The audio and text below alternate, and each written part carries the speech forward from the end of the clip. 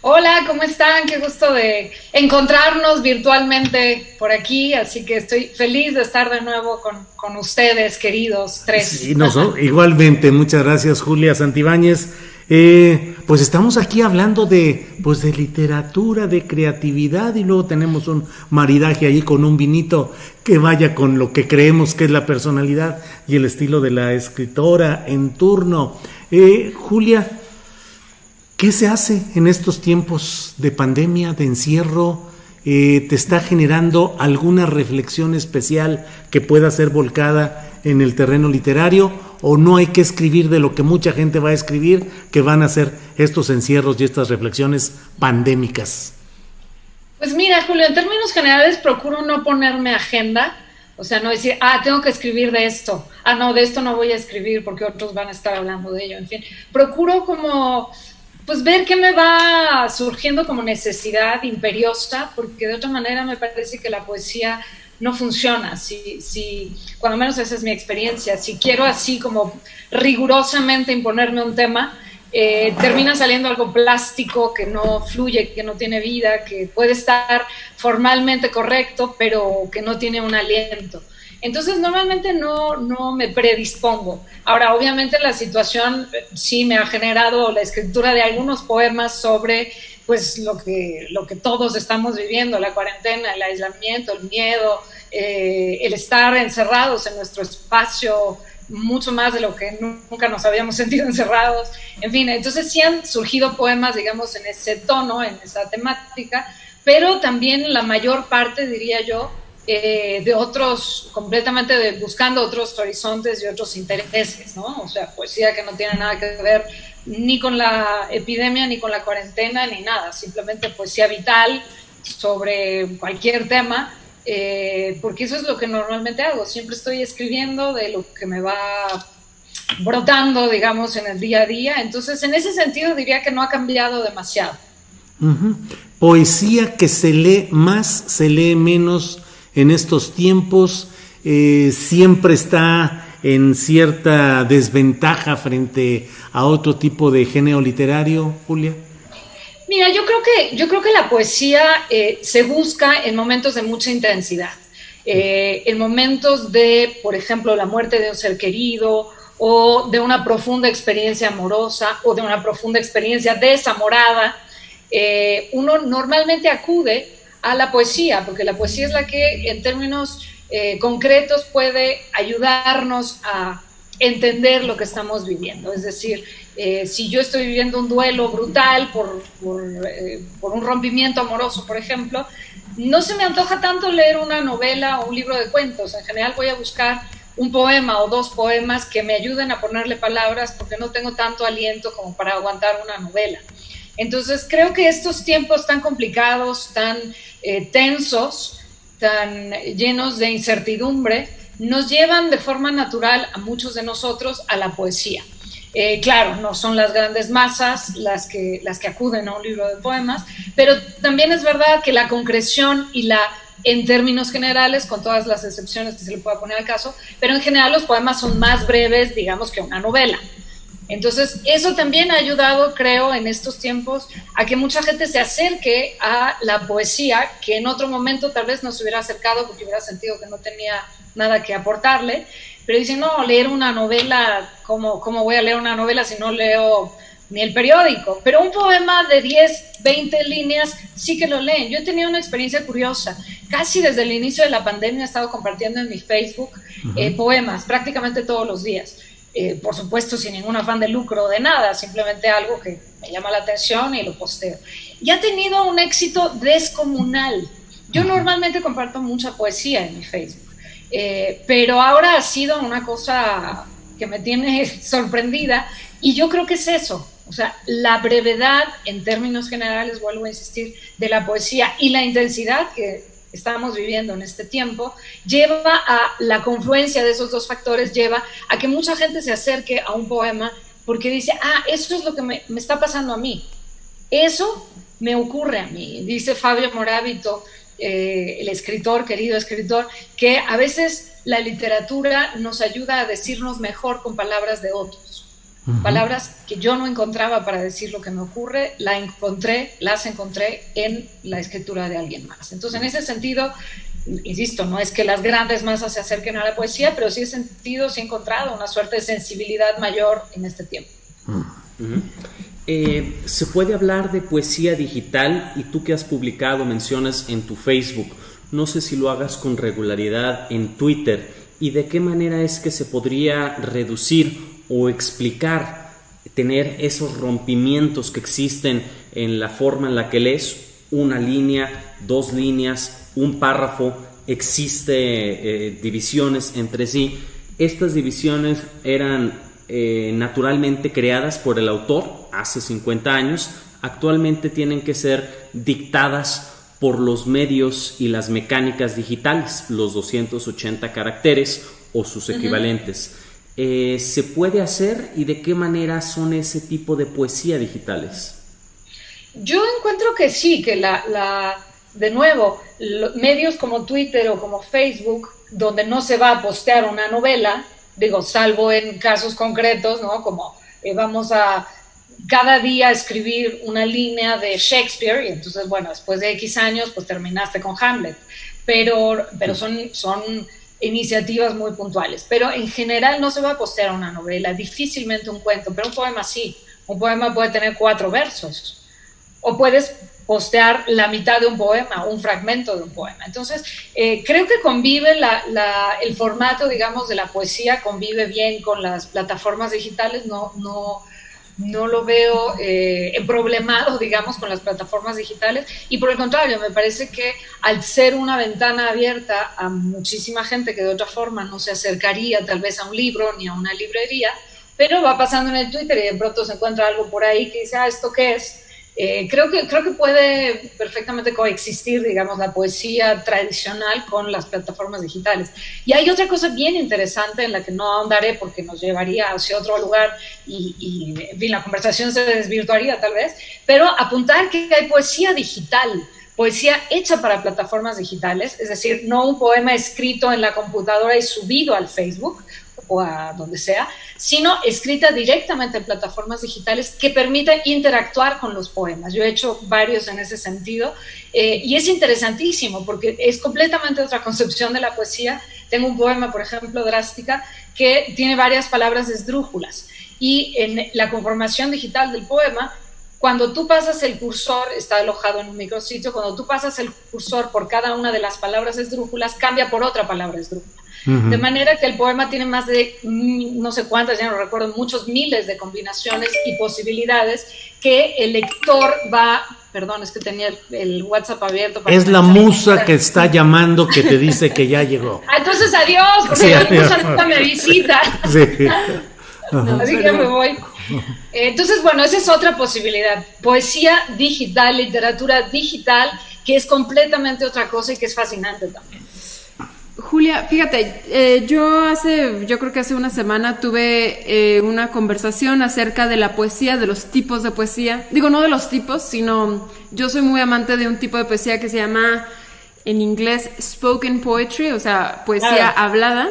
Sí. Y bueno, en un grupo estaban diciendo que en realidad eso no contaba tanto como poesía, que eso... Bueno, el punto es que estábamos en todo eso y llegamos al punto en qué es poesía, ¿no? O sea, que hay demasiadas cosas en nuestra cotidianidad que son poesía y que como no están escritas probablemente, o como no están en un libro, o como no tienen palabras extremadamente rebujosas, no las tomamos como poesía. Pero, ¿tú qué opinas? ¿Tú qué opinas acerca de la poesía hablada, del rap? De todo esto. En primer lugar, me parece que querer constreñir a la poesía al concepto que yo tengo de ella, o tú, es ya de entrada fallido. La poesía ha vivido con el género humano por muchos miles de años. El primer género literario fue la poesía. Homero nos estará oyendo tal vez en alguna dimensión y se debe estar riendo de nuestras discusiones sobre si eso es poesía o no. Entonces yo creo que no hay que limitar ni constreñir los géneros. Si algo nos tiene que haber enseñado, espero, la modernidad, es que no se trata de constreñir, sino de abrir, que las fronteras no tienen que separar, sino unir los géneros en este caso. Entonces me encanta el spoken word, me encanta el spoken poetry, los poetas beat, Ginsberg, Kerouac, entre otros, fueron probablemente los defensores número uno y los que pusieron sobre el escenario la spoken poetry. Entonces me parece que es absolutamente poesía tan legítima como cualquier otra, como un soneto del siglo XVI. En ese sentido soy muy suelta y muy poco ortodoxa, digamos, en mis definiciones. Y creo más bien que la poesía, voy a caer tal vez en una exageración, pero a San Agustín, cuando le dijeron qué es el tiempo, él escribió: si tú no me preguntas qué es el tiempo, yo sé qué es. Pero si me lo preguntas, no lo sé. No te lo puedo explicar, pero yo sí sé qué es el tiempo. Claro. Creo que algo así pasa con la poesía. Si me preguntas qué es, híjole, pues esto yo creo que sí, pero esto a lo mejor ya no. El rap, a mí me parece que hay mucha poesía en el rap y he defendido muchísimo en todas las plataformas, en el programa que tengo en el canal 22, Metáforas. No es anuncio, pero sí. Se vale, no, sí, claro. A lo que me dedico en buena medida es eso, hablar de dónde está la poesía, dónde está la literatura en las letras contemporáneas, y he tenido a raperos, a Proof, a Danger, a Just Bones, hablando de sus letras y defendiendo el hecho de que ahí puede haber poesía. Creo que tenemos que quitarnos los cartabones, y yo vengo de la academia y defiendo la academia y la quiero muchísimo, pero también me parece que no estamos en el buen camino si queremos restringirnos con cartabones de lo que sí se puede y de lo que no se puede considerar poesía. Hombre, dediquémonos a escribir si es que nos gusta escribir, dediquémonos a leer si es lo que nos gusta, y disfrutemos lo que hay ahí. Si se llama o no se llama, si fulanito le puso palomita o no, pues la verdad es que me parece un poco irrelevante en la discusión.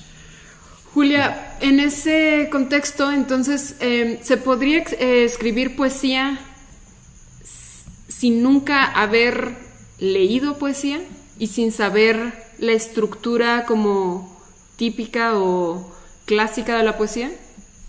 Creo que hay dos caminos de respuesta. Por un lado, podría muy con la mano en la cintura decirte, pues escribe lo que tú quieras, si se llama poesía o no, ¿qué más te da? Si a ti te funciona, si a ti te gusta, si te da una satisfacción. Hay pocos motivos de placer en el mundo. Entonces, caray, si escribir te da un placer, hazlo. Tienes tanto derecho a escribir como cualquiera, como el premio Nobel. Ahora, si tú quieres escribir y considerar, digamos, literario tu esfuerzo, si quieres pensar en publicar, si quieres ser reconocido dentro de un cierto medio, si quieres contar con lectores, en fin, lo que conlleva el oficio literario, pues tienes que aprender el oficio. Igual que yo no puedo llegar mañana a decir, yo soy carpintera porque se me antojó. No voy a poder hacerlo, se me va a caer la primera silla y me voy a rebanar 2 dedos del pie. Es decir, una cosa es jugar y se vale, es perfectamente válido y no creo que nadie tenga ninguna autoridad moral para censurar eso. Y otra es, yo quiero ejercer el oficio, quiero publicar, quiero dialogar con mis pares escritores. Entonces estamos hablando de otra cosa. Igual que el carpintero, entonces tienes que aprender a usar las herramientas, los instrumentos, tienes que aprender cómo se afila, cómo se corta, cómo se clava, cómo se lija, cómo se pule. Igualito tienes que aprender con el lenguaje. Y ahí es donde entran las lecturas. Yo creo que en la medida en la que uno lee más, se da cuenta de la absoluta ociosidad que implica querer ser escritor, porque ya las grandes cosas se dijeron y se dijeron de la mejor manera.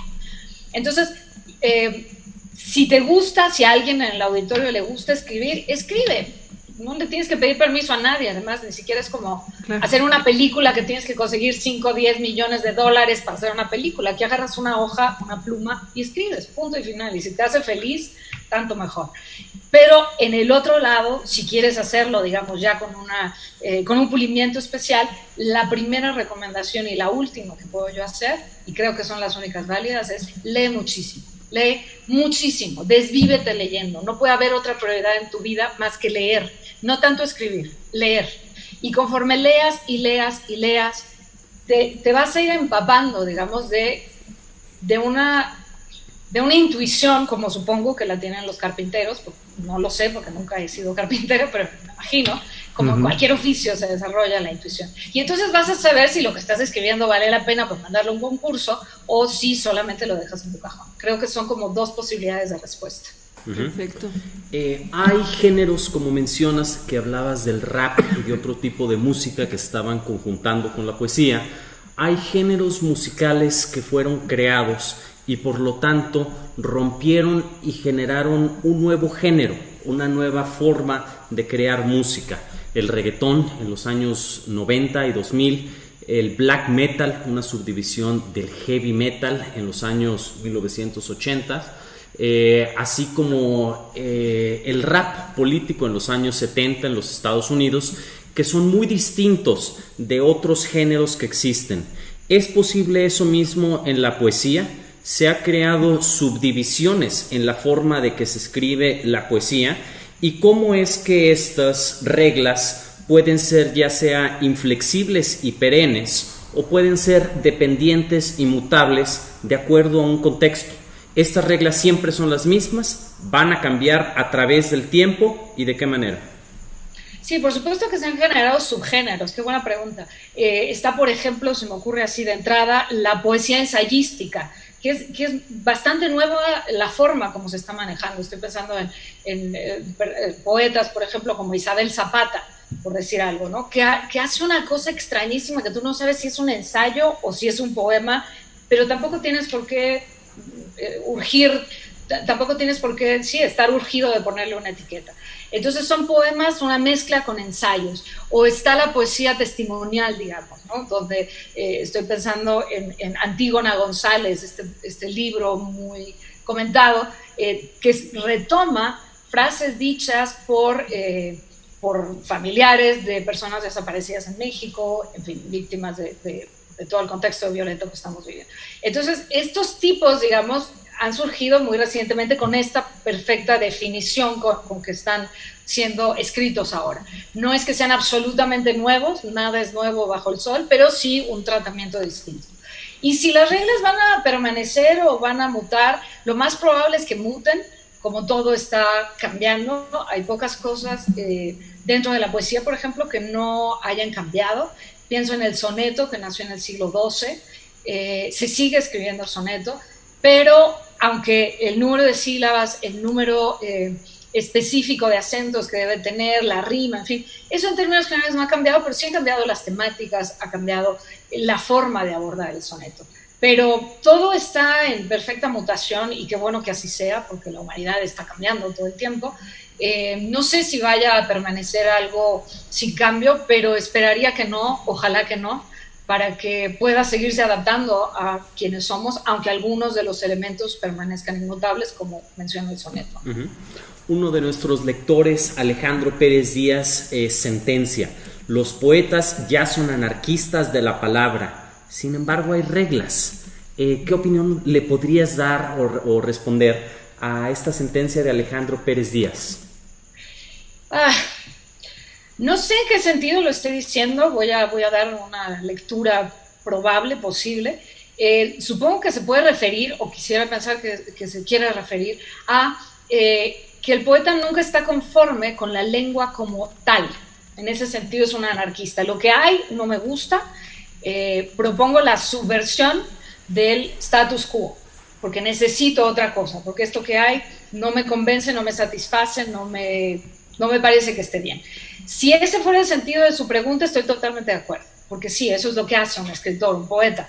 No, Nicanor Parra decía, y me gusta mucho esa referencia, un poeta no cumple su palabra, sino cambia los nombres de las cosas. El poeta está obligado, de alguna forma, implícitamente, a cambiar lo que conoce, el lenguaje, las referencias, en fin. En ese sentido, sí, el poeta es totalmente anarquista. Si uno se conforma con el lenguaje como está, pues entonces vayas a vender pepitas a la esquina, porque la página en blanco no va a ser ningún reto. Si no estás satisfecho, si sientes que el lenguaje no se está adaptando a lo que tienes que decir, entonces probablemente logres, digamos, buscar salidas. Quién sabe si encontrarlas, pero cuando menos sí buscarlas.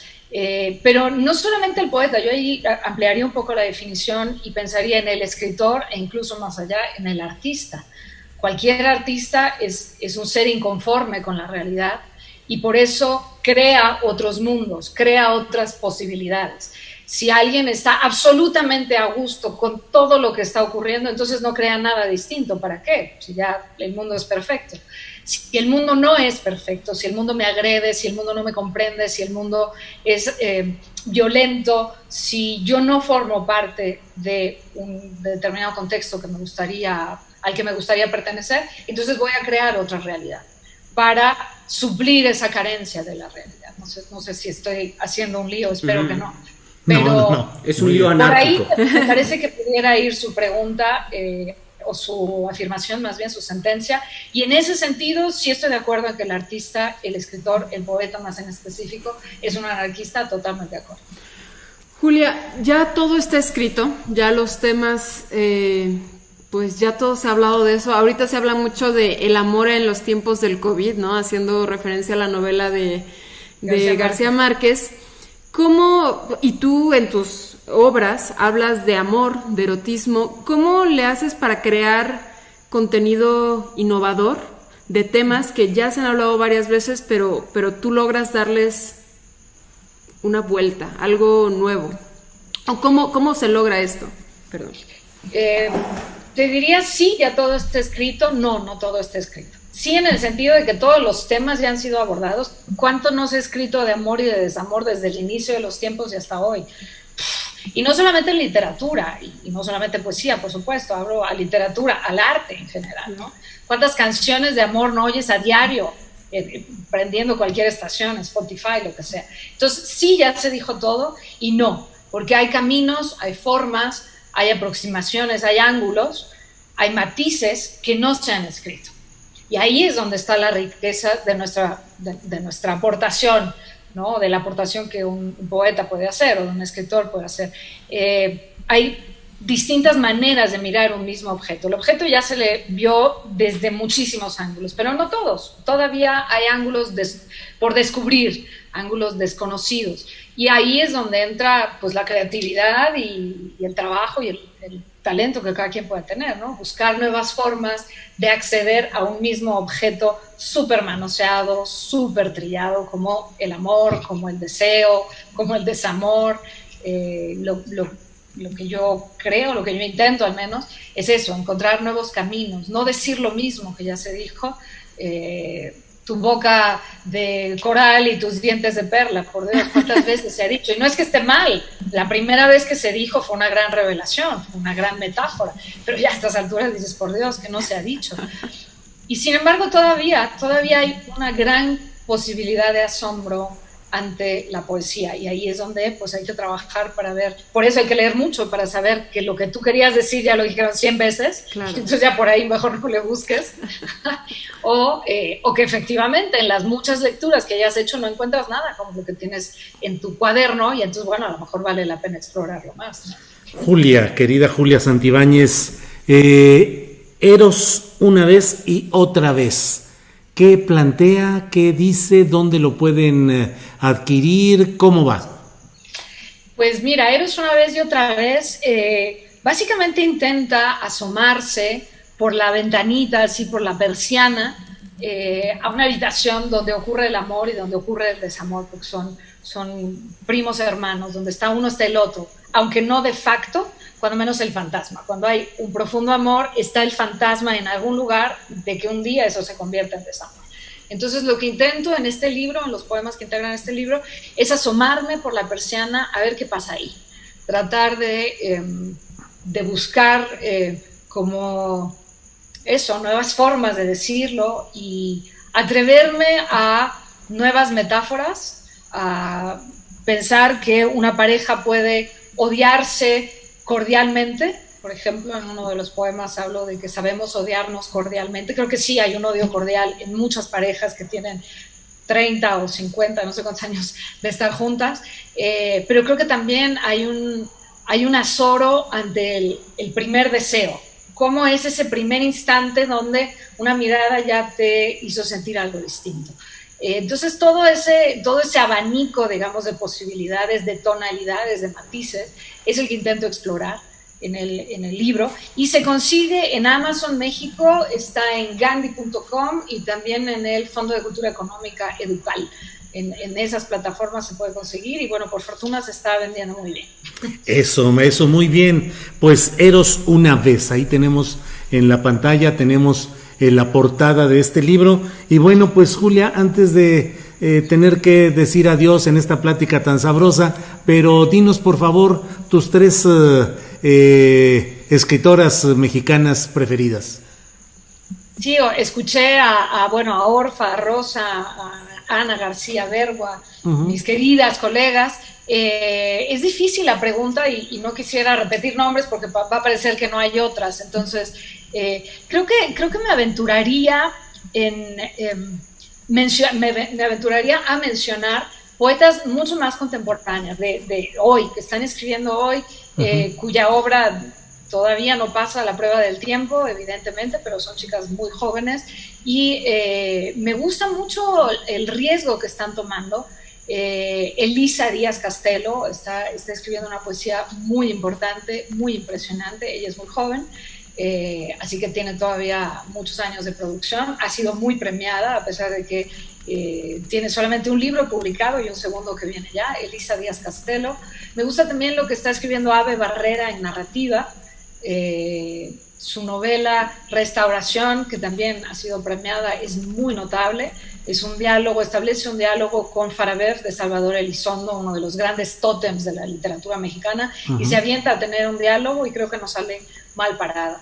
Y ¿quién más? Me gustaría mencionar a alguien de otro género. O sea, ya dije una poeta, ya dije una narradora. Es que no me la dejaron fácil, oye, ya mencionaron a muchas importantes.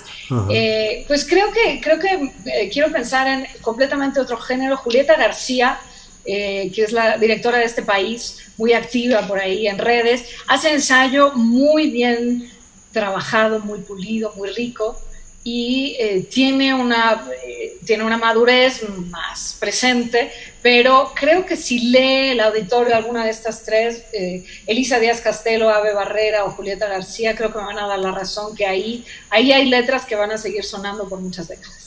Bueno, pues Julia Santibáñez, muchas gracias por esta oportunidad de platicar nuevamente contigo. Un abrazo y muchas gracias. Gracias, Sol, gracias, Julio. Gracias, Julia. Hasta luego. Buenas noches. Buenas noches. Y gracias por dedicarle tiempo a la literatura de mujeres. Eso está bien padre. Pues sí. Es nuestro placer. Es nuestro placer.